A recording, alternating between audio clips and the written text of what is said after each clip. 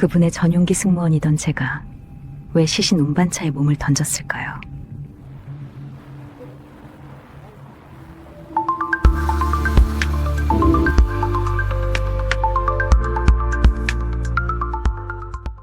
여러분, 혹시 인간의 생명이 명품 향수 한 병보다 더 저렴하다는 말을 믿으시나요? 제가 김정은의 전용기 참매 1호에서 최고 존엄과 가까운 거리에서 술잔을 채우며 직접 겪은 이야기입니다. 제 가방에서 남한산 핑크색 립스틱이 나왔던 그 순간 저를 가르치던 보이부의 교관은 제 뺨을 세게 때리며 이렇게 말했습니다.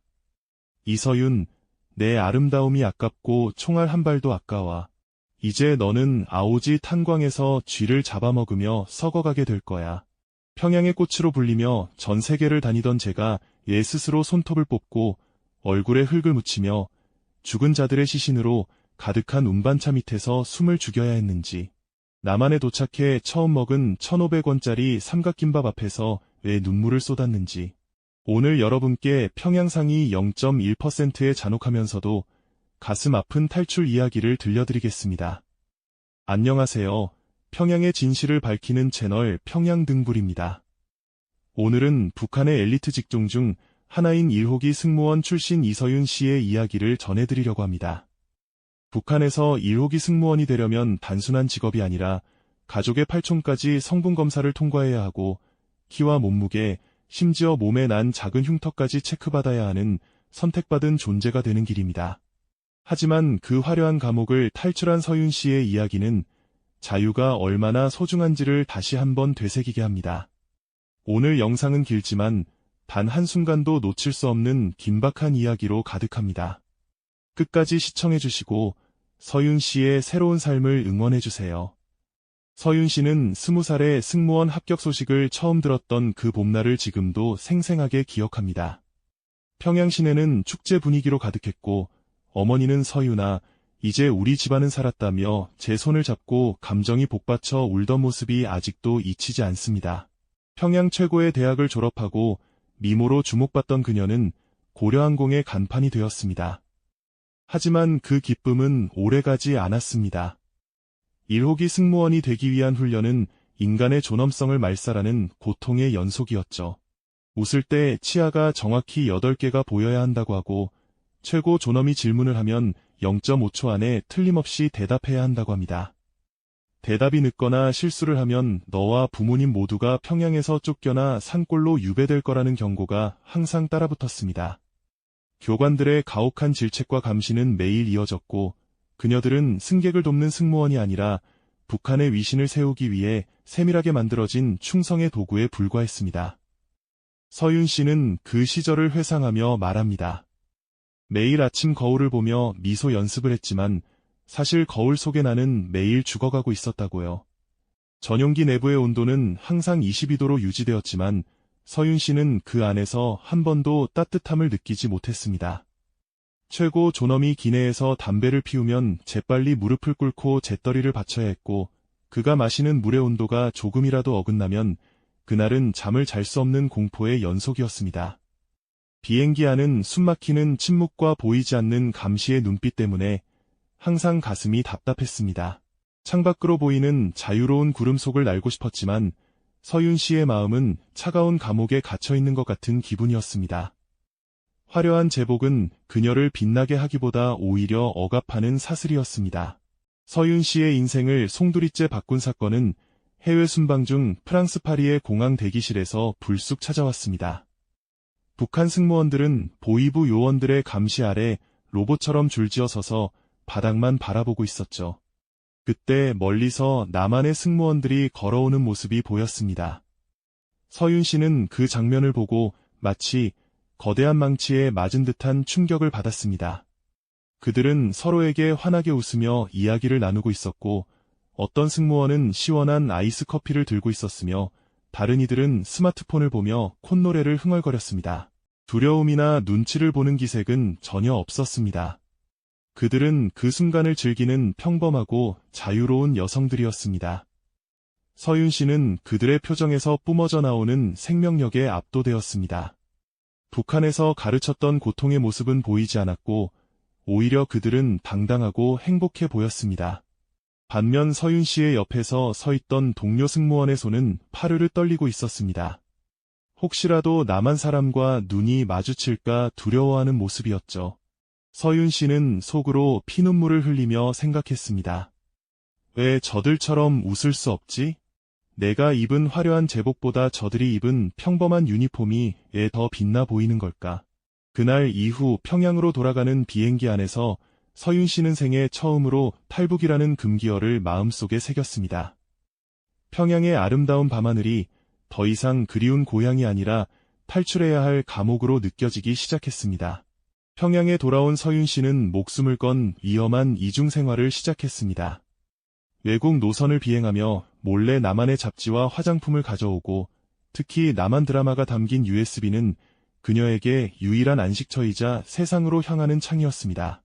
밤마다 모두가 잠든 시간, 이불을 머리끝까지 뒤집어 쓰고 이어폰을 꽂고 본 남한의 모습은 그녀에게는 완전히 다른 세계처럼 보였습니다.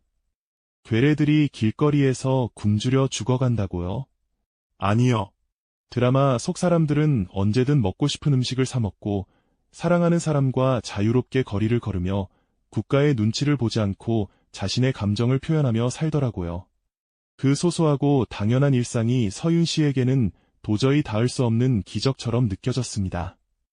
그녀는 드라마 속 여주인공이 편의점에서 라면을 먹으며 웃는 장면을 수백 번 반복해서 보았습니다. 그 평범한 한 끼가 그녀에게는 세상의 어떤 보석보다도 값져 보였습니다. 하지만 비밀은 영원하지 않았습니다. 서윤 씨를 시기하고 질투하던 동료 승무원이 그녀의 개인 사물함을 뒤져 절대 있어서는 안 될 남한산 핑크색 립스틱과 작은 거울이 발견되었습니다. 보이부의 차가운 취조실에 끌려가기 직전 그녀는 본능적으로 직감했습니다. 지금 이 순간 도망치지 않으면 내 인생은 여기서 끝이 난다고. 서윤 씨는 화려했던 전용기 승무원 제복을 미련 없이 찢어버리고 미리 준비한 낡고 해진 인민복으로 갈아입었습니다. 평양의 상징이었던 고운 피부의 검은 그을음을 칠하고 매력적인 머리카락을 가위로 자르며 변신했습니다. 그리고 화려한 평양의 뒷골목을 지나 쓰레기와 먼지가 가득한 시신 운반차로 개조된 낡은 화물 트럭 밑에 몸을 숨겼습니다. 그곳은 인간의 채취가 아닌 죽음의 냄새가 가득한 어둠의 공간이었습니다. 차가운 트럭 바닥에 엎드린 채 며칠을 보내며 지냈는지 모르겠습니다. 옆에는 이름도 모르는 시신들이 놓여 있었고 썩은 냄새가 코를 찔렀지만 서윤 씨는 숨조차 크게 쉬지 못했습니다. 화물차가 덜컹거릴 때마다 시신들이 그녀의 몸을 건드리며 공포감을 더했습니다. 그럼에도 불구하고 그녀는 강한 갈망이 있었습니다. 화려한 1호기 승무원의 향수 냄새는 사라졌고 온몸은 오물과 먼지로 덮여 있었습니다. 그녀는 차가운 트럭 바닥에 얼굴을 묻고 결심했습니다. 만약 내가 살아서 남한 땅에 발을 내디딘다면 다시는 인형처럼 살지 않겠다고 내 이름 이서윤으로 당당하게 사람답게 살겠다고 다짐했습니다. 그 지옥 같은 트럭 안에서 그녀는 수천 번 기도했습니다. 제발 나에게 한 번만 기회를 달라고. 죽음의 냄새 속에서 그녀는 비로소 삶에 대한 가장 강력한 의지를 불태웠습니다. 압록강의 물살은 생각보다 훨씬 거칠고 차가웠습니다. 강물에 몸을 던진 순간 심장이 멎을 것 같은 극심한 통증이 온몸을 휘감았습니다. 숨을 들이쉴 때마다 폐 깊숙이 차가운 강물이 쏟아져 들어왔습니다.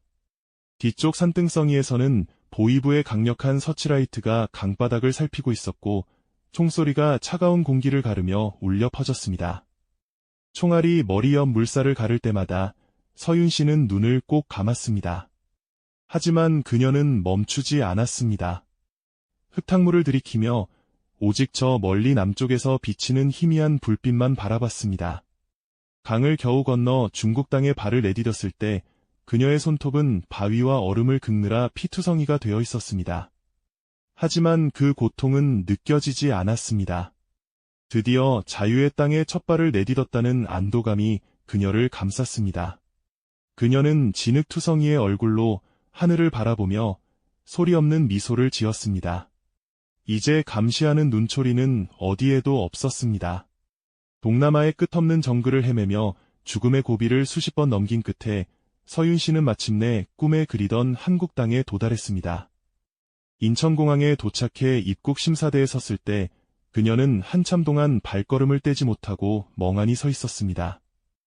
자신이 그토록 갈망하던 자유로운 사람들의 웃음소리와 활기찬 공기가 공항을 가득 메우고 있었기 때문입니다. 국정원 요원이 그녀에게 다가와 건넨 첫마디는 고생 많으셨습니다. 이제 안전합니다. 였습니다. 그 따뜻한 말 한마디에 서윤 씨는 공항 바닥에 주저앉아 어린아이처럼 대성통곡했습니다. 지난 수개월간 참아왔던 공포와 슬픔, 그리고 가족에 대한 미안함이 한꺼번에 쏟아져 나왔습니다. 공항의 수많은 시선이 그녀를 향했지만 서윤 씨는 개의치 않았습니다. 그 울음은 평양의 인형이었던 서윤 씨가 죽고 자유인 이서윤이 태어나는 상징이었기 때문입니다.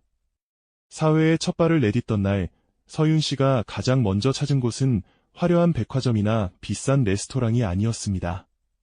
그녀는 숙소 근처의 작은 편의점에 들어가 1,500원짜리 참치마요 삼각김밥 하나를 샀습니다. 편의점 구석에 앉아 비닐 포장지를 뜯는 손이 벌벌 떨렸습니다. 드라마에서만 보던 그 삼각김밥이 자신의 손안에 있다는 사실이 믿기지 않았습니다. 한 입 크게 베어문 순간 고소한 기름기와 따뜻한 밥알이 혀끝에 감겼습니다.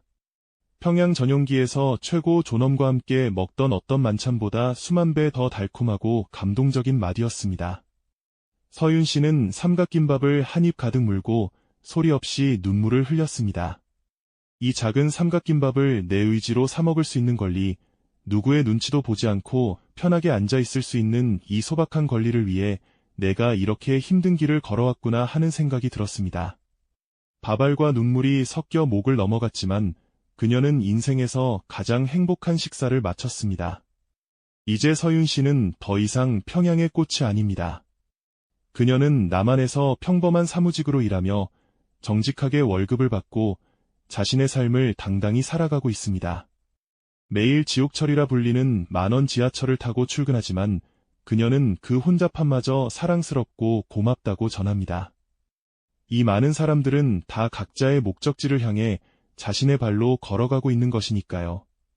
누군가는 출근하기 싫다고 불평하지만 서윤 씨에게 그 불평은 자유를 가진 자들의 사치처럼 여겨집니다.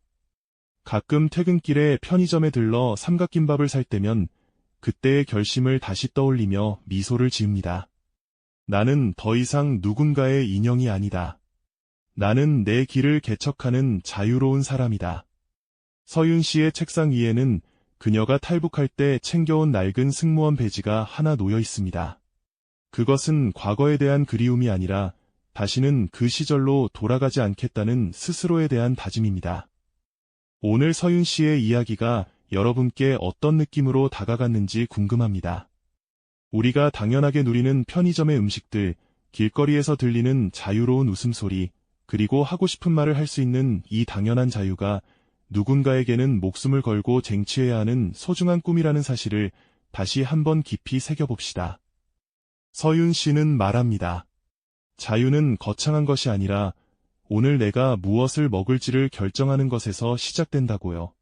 서윤 씨의 새로운 출발을 진심으로 응원하며 이야기를 마치겠습니다. 여러분의 따뜻한 격려와 댓글이 서윤 씨와 같은 분들에게 어둠 속을 밝히는 큰 등불이 될 것입니다. 오늘 여러분이 누리는 평범한 일상이 사실은 가장 큰 기적임을 잊지 마세요. 지금까지 평양의 진실을 전하는 평양등불이었습니다. 시청해주셔서 감사합니다.